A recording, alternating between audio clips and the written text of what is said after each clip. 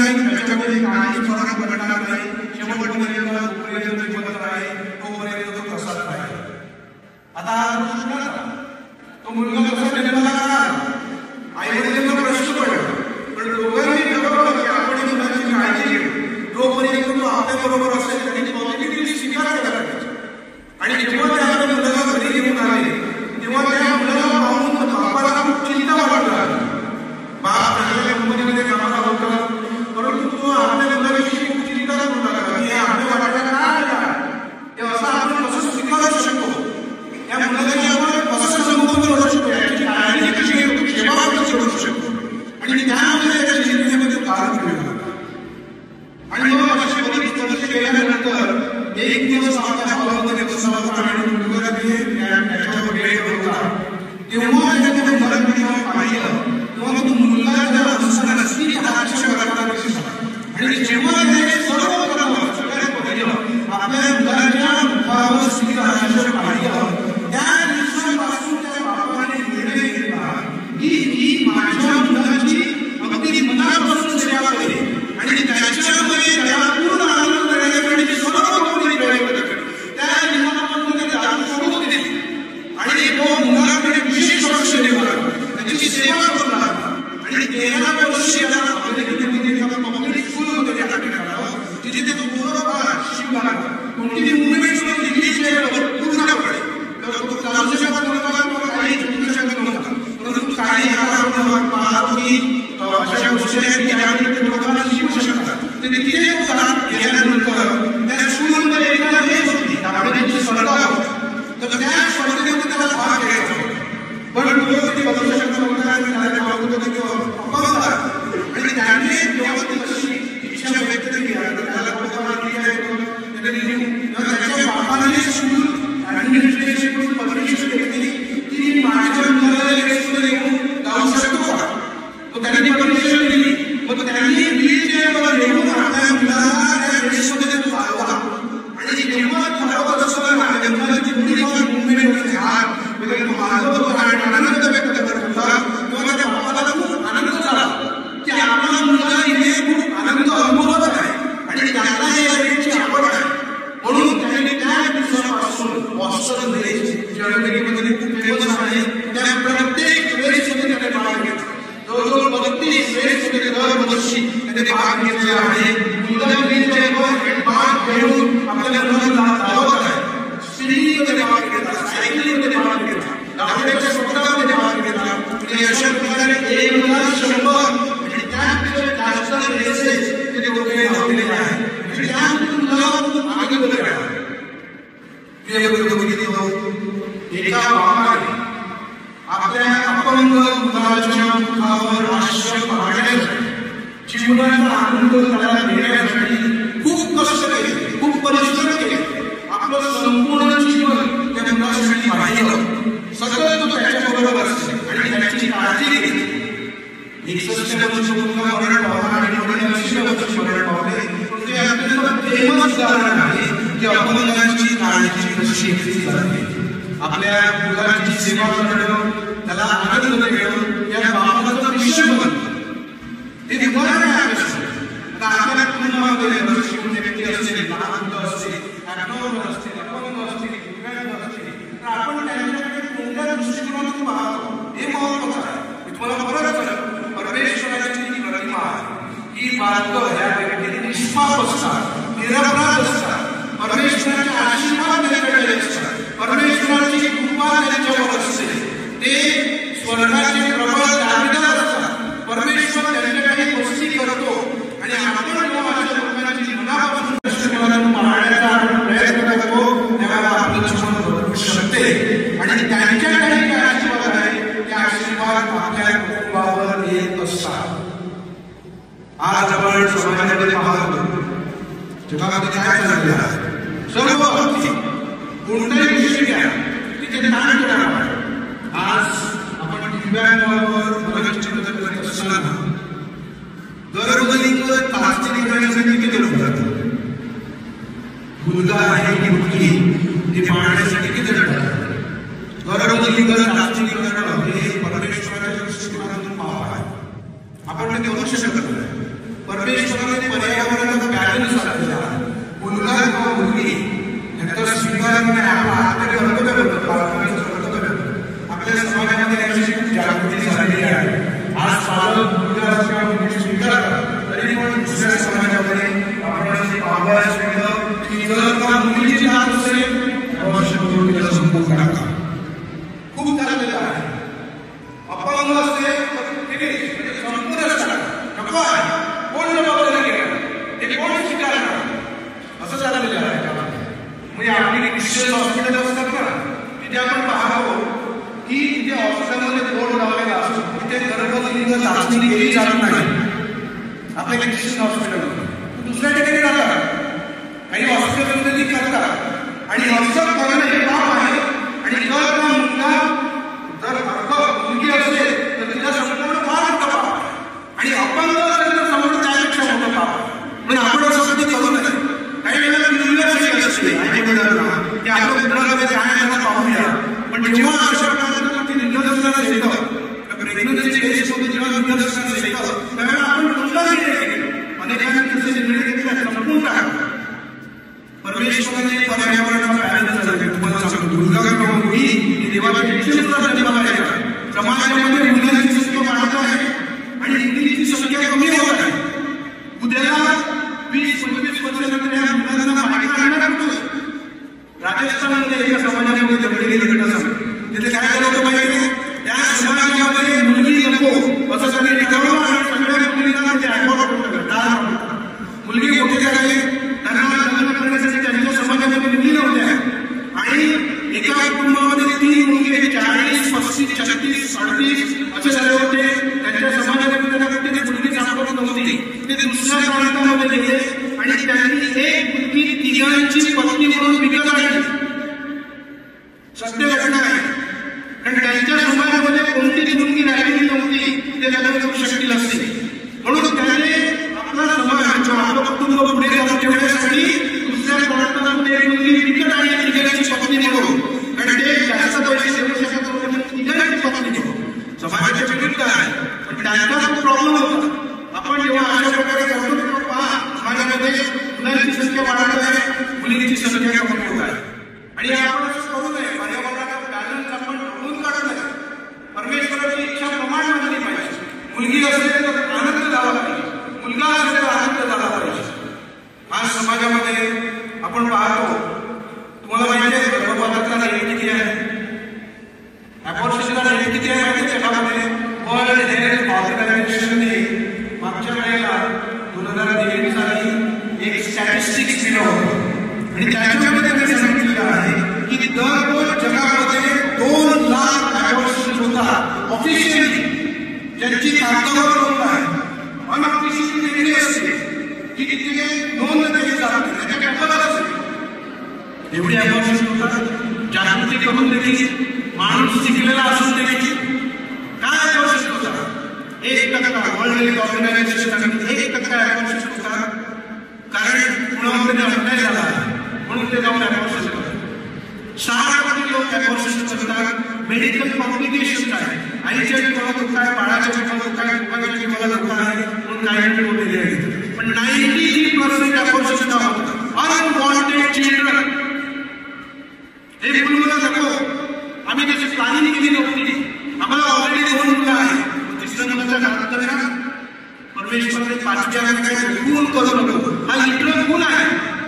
जीवनाला सुरुवात केली होती ऍट द कन्सेप्शन.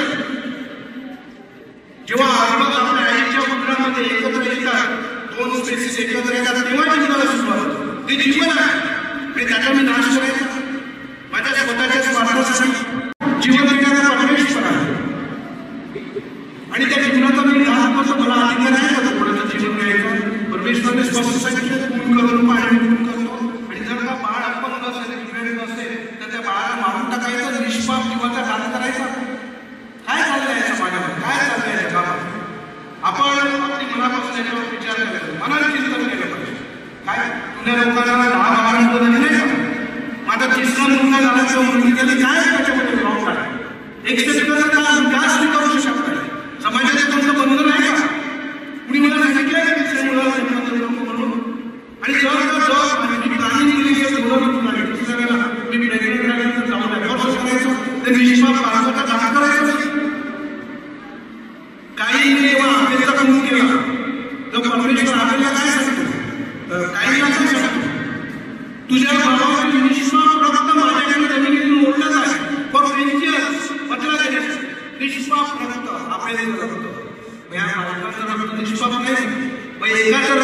परमेश्वराकडे ओरडत होतं 2 लाखापेक्षा जास्त बातमीत दररोज 6 लाख त्यांचं रक्त किती मोठ्या प्रमाणात ओरडत असते.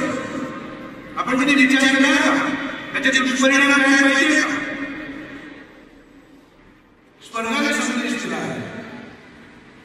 आजपर्यंत कोणता सायंटिस्ट मोठ्यात मोठा सायंटिस्ट एक सूक्ष्म जीव तयार करण्यासाठी सक्सेसफुल झाला आहे? मातीपासून कोणत्या मोठ्या सायंटिस्टने मच्छर निर्माण केला आहे? आजपर्यंत नाही आणि कदाचित पुढे देखील करू पण शकणार नाही. तो अधिकार परमेश्वराचा, जीवन परमेश्वर देतो. माणसाला परमेश्वर आपल्या आईच्या उदरामध्ये घडवतो. परमेश्वराने स्वतः सांगितलं निर्णयाचं पहिलं चक्र बघा, मी तुझ्या आईच्या उदरामध्ये तुझी जडणघडण केली आहे. मी तुझ्या जीवनामध्ये तुझ्या नागपुड्या जीवनाचा श्वास सुटला आहे. जीवनभर परमेश्वर देतो. माणसाला तो अधिकार नाही. आणि स्वर्गाने काय संदेश देतो? स्वर्गाने संदेश दिला आहे 2007 साली. तो दिवस होता 30 एप्रिल 2007. गॉडोलुपेची माता पवित्र मरिया मेक्सिकोमध्ये पवित्र मरियेची मोठी इमारत आहे. पिक्चर आहे, इमेज आहे आणि ती ओरिजिनल इमेज आहे. आणि त्या इमेज मध्ये 2007 साली 30 एप्रिल 2007 साली पवित्र मरिया गरोदर असलेल्या इमेज मध्ये आहे आणि तिच्या उदरातील जे बालक आहे ते पूर्णपणे प्रकाशित होते. म्हणजे ती इमेज जशी टाकलेली आहे ना, तो फक्त तिच्या त्या फोटोमध्ये ते अद्भुत प्रकाशित झालेलं दिसतं. आता इथे इमेज कुठून आली? थोडक्यात सांगतो. 1531 साली पवित्र मरिया संत जॉन डिएगो याला त्या जी बेसिलिका आहे डोंगरावर प्रवास करत असताना दिसली. तेव्हा त्या स्त्रीकडे की मरिया माता आहे आणि त्या स्त्रीने त्याला सांगितलं या प्रांतातील शिक्षकांकडे आणि त्याला सांगितलं की चर्च होत करायचं. मग तो गेला शिक्षकांकडे संत जॉन डिएगो आणि त्यांनी सांगितलं की ही स्त्री मला निवड झाली होती आणि तिने सांगितलं की चर्च होतं. विश्वाने त्यांना सांगितलं मला खूप पाहिजे.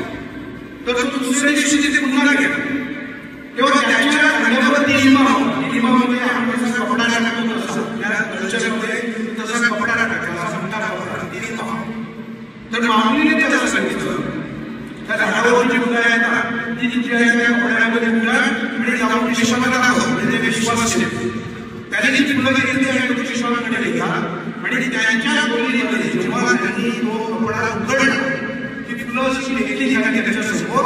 त्यावेळेला तिने 2 गोष्टी केल्या. पहिली गोष्ट अत्यंत महत्वाचा चमत्कार प्रूफ आहे की पवित्र मरियेची गॉडोलुपेची इमेज त्या कपड्यावर उमटली. त्याला गॉडोलुपे म्हणतात. ती इमेज पूर्णपणे त्या कपड्यावर उमटली. आणि दुसरी गोष्ट ही फुलं मेक्सिकोमध्ये कधीच निर्माण होत नाही किंवा फुलत नाही. ती फुलं स्पेनमध्ये फुलतात आणि ते विश्व स्पेनचे होते. त्यांनी ती फुलं पाहिल्यानंतर सांगितलं आहे पवित्र मरियेचं दिलेलं दर्शन आहे. ती इमेज पाहून त्याने सांगितलं की आपण तिथे चर्च बांधतोय. आता ती इमेज जी आहे पवित्र मरियेची ती त्या चर्चमध्ये त्यांनी क्रिएट करून ठेवलेली आहे. तर सायंटिस्ट लोकांनी सांगितलेलं आहे की ती इमेज कोणी पेंट केलेली आहे किंवा त्या कापडावर त्यांनी लिहिलेली नाही. कशा प्रकारे याच्यावर उमटलेली मुलाला माहिती आहे आजपर्यंत. त्याच्यावर खूप इन्व्हेस्टिगेशन झालं पण मुलाला काहीच माहिती नाही. आता ती इमेज कसली केली आहे? प्रकटीकरण पुस्तकामध्ये 12 अध्यायामध्ये पवित्र मरियेचं वर्णन पांघरलेली स्त्री दिसली. ती गरोदर होती. तिच्या पायात चित्र होता आणि कपाळावर किंवा डोक्यावर 12 स्टारचा ताऱ्यांचा मुकुट होता. अशी ती इमेज आहे. ती गरोदर आहे. सूर्याची पांघरलेल्या इमेजमध्ये डोक्यावर 12 ताऱ्यांचा मुकुट आहे. आणि ती इमेज 2007 1531 साली चमत्कार घडला होता. 2007 साली पवित्र मरिया आपल्या उदराने बाळाला लागत होती. आणि कधी 24 एप्रिल 2007 साली municipal council of Mexico city यांनी त्यांच्या प्रांतामध्ये ॲबॉर्शन लीगलाइज केलं. लीगलाइज म्हणजे तुम्ही ॲबॉर्शन करू शकता, तो बंधन आहे. आणि 30 एप्रिल 4 दिवसानंतर पवित्र मरियेच्या इमेजमध्ये तो फोटो मध्ये पब्लिकेशन दिसतं अत्यंत दिव्य प्रकाशमान दिसतं. तेव्हा त्याचे फोटो काढण्यात आले. त्या फोटोची जी निगेटिव्ह फ्रान्सला पाठवली. त्या सायंटिस्ट लुईस जिरॉड हे त्या सायंटिस्टचं नाव आहे. आणि जेव्हा त्याच्याकडे इमेज पाठवली, फोटो पाठवला, निगेटिव्ह पाठवली, तेव्हा त्यांनी त्याचा पूर्णपणे अभ्यास केला, अगदी जवळून अभ्यास केला आणि त्यांनी स्पष्टपणे सांगितलं की या फोटोमध्ये कोणत्या लाईटचं रिफ्लेक्शन आहे दिसत. म्हणजे आता ही लाईट आहे इमेजमध्ये दिसू शकतो, पण कोणत्या लाईटचं रिफ्लेक्शन आहे तर तो लाईट अत्यंत वाईट, अत्यंत पांढरा प्रकाश आणि इंटेन्स आणि प्युअर असा आहे. आणि तो इमेजच्या बाजूला आहे, इमेजच्या बाहेरचा आहे आणि तो प्रकाश आहे मध्ये मातीच्या मुळामध्ये तो एकमेव आहे त्या पाठवण्याच्या बरोबर साईडला. मी इंटरनेटवर बघितलं तर तुम्हाला तो प्रकाश तिथे दिसते माझ्याकडे बरोबर होईल. आणि बघितल्यामध्ये काय सांगू इच्छिते की आईच्या मुलातील पर्वताचा आदर करा.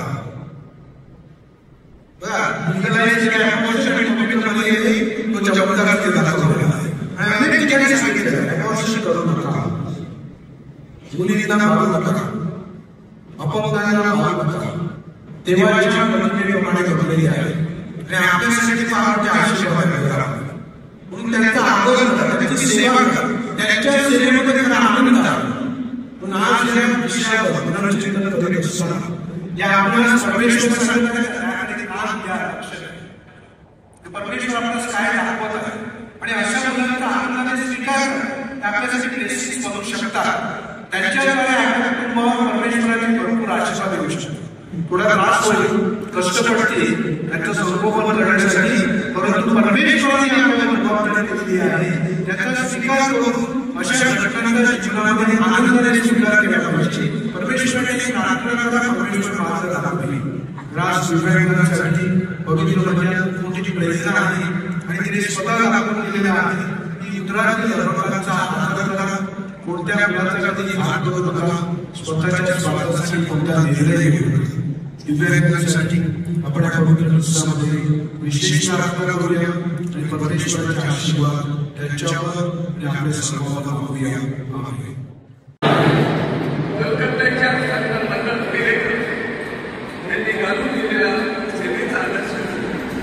सतत आपल्या डोळ्यासमोर आपल्याला वृद्ध दलितांसाठी सेवा कार्य करण्यास कृपा लाभावी म्हणून आपण प्रार्थना करूया. ज्ञानदानाचे पवित्र कार्य करणाऱ्या सर्व शिक्षकांना परमेश्वराची विशेष कृपा लाभावी.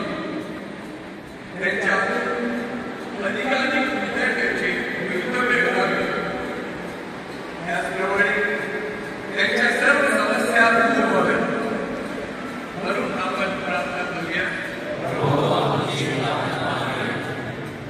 थोडा वेळ शांत राहून आपल्या वैयक्तिक, कौटुंबिक व सामुदायिक गरजा पवित्र मरियेच्या मध्यस्थीने परमेश्वराच्या चरणाशी बनवूया व खालील गरजासाठी प्रार्थना करूया. कष्टकरी मजुरांसाठी, आजारी वृद्ध निराधार व गोरगरिबांसाठी, नैसर्गिक आपत्तीने नुकसान झालेल्यांसाठी. परमेश्वरा प्रेमाने आमच्या सर्व विनंत्या आणि गरजा तुझ्या चरणापाशी आणलेल्या आहे. विश्रांती व्यक्त केलेले हेतू आणि आमच्या अंतःकरणाचे हेतू आहे. हे सर्व ही प्रार्थना मी आमच्या प्रभू ख्रिस्ताद्वारे करतो.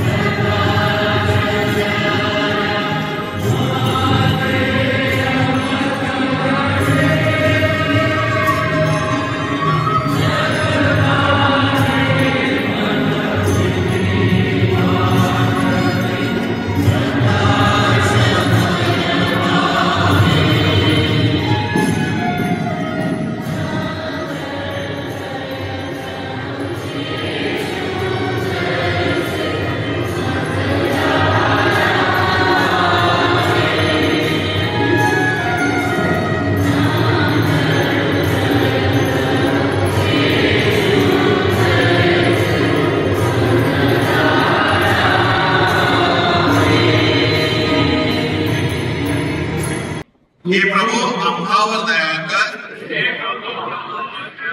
हे ख्रिस्ता आम्हावर दया कर, हे प्रभू आम्हावर दया कर, हे ख्रिस्ता आमच्या ऐकून घे, हे देवा स्वर्गातील बाप, हे देव पुत्र जगत्तार, हे देवा पवित्र आज्ञा, हे पवित्र त्रैक्य एकच देवा, हे पवित्र मरिया आरोग्यदायिनी माते, देवाने विश्व निर्मितीपूर्वी निवडलेल्या हे आरोग्यदायिनी माते, देवदूतांना त्यांच्या निर्मितीपासून परिचित असलेल्या हे आरोग्यदायिनी माते, एदेन बागेत आदामाला प्रकट केलेल्या हे आरोग्यदायिनी माते, संदेशाची पहाटेचे नक्षत्र म्हणून गोष्विलेल्या हे आरोग्यदायिनी माते, जगावर पाऊस लक्ष्मीनाऱ्या मेघासमान असलेल्या हे आरोग्यदायिनी माते, सर्व सद्गुणांच्या अगाध मात्र हे आरोग्यदायिनी माते, धर्म प्रवक्तांनी जन्मापूर्वीच पवित्र म्हणून संबोधलेल्या हे आरोग्यदायिनी माते, बापापासून संबोधलेले हे आरोग्यदायिनी माते, सैतानाचा कपाळ मोक्ष घेणारे हे आरोग्यदायिनी माते, इस्रायल राज्य देणाऱ्या 16 राज्यांच्या वंशातील सर्वश्रेष्ठ कृपा जन्मलेल्या हे आरोग्यदायिनी माते, इस्रायलच्या उच्चतर घराण्यात वाढलेल्या हे आरोग्यदायिनी माते, संत जोगी वसंत अण्णा त्यांच्या कन्या हे आरोग्यदायिनी माते, त्यांच्या प्रार्थना व संकल्पाचा बळा हे आरोग्यदायिनी माते, सर्वभूत संतांपेक्षा जोमंडित असलेल्या हे आरोग्यदायिनी माते, सर्वोत्तम धार्मिकता धारण करून जगात जन्म घेतलेले हे आरोग्यदायिनी माते, दैविक कृपेच्या दीपस्तंभा हे आरोग्यदायिनी माते, दैविक कृपेसह दैवी सांत्वनाने परिपूर्ण अशा हे आरोग्यदायिनी माते, सर्व संतांपेक्षा अधिक गुणवंत असलेले हे आरोग्यदायिनी माते, जन्मावेळेस स्वर्गीय प्रकाशाचे दान लाभलेले आरोग्यदायिनी माते, आपल्या जन्माने स्वर्ग लोकात आनंद पसरवणाऱ्या हे आरोग्यदायिनी माते, जन्मानंतर लवकरच देवाला समर्पित झालेली हे आरोग्यदायिनी माते, मरिया हे मधुर नाम लाभलेल्या या आरोग्यदायिनी माते, 3 वर्षाची असताना देवाला सादर करण्यात आलेल्या या आरोग्यदायिनी माते, कौमार्य जीवनाच्या सर्वश्रेष्ठ आदर्श हे आरोग्यदायिनी माते, देवाला असताना सर्वांना आदर्शवत असलेल्या हे आरोग्यदायिनी माते, रुग्णांचा दुःख परिहार करणाऱ्या हे आरोग्यदायिनी माते, तुझ्यावर विसंबून राहणाऱ्या लोकांचा अढळ आधार असणाऱ्या हे आरोग्यदायिनी माते, सर्व संतांच्या स्वर्गीय मुकुटा हे आरोग्यदायिनी माते, जगाची मागणी दूर करणाऱ्या परमेश्वराच्या पुत्रा, जगाची मागणी दूर करणाऱ्या परमेश्वराच्या पुत्रा, जगाची मागणी दूर करणाऱ्या परमेश्वराच्या पुत्रा, हे देवाच्या मते सर्वशक्तिमान परमेश्वर पिता आणि पुत्र आणि पवित्र आत्मा तुम्हा सर्वांना आशीर्वाद देवो. आणि प्रभूच्या शुभवर्तमानाची घोषणा करा.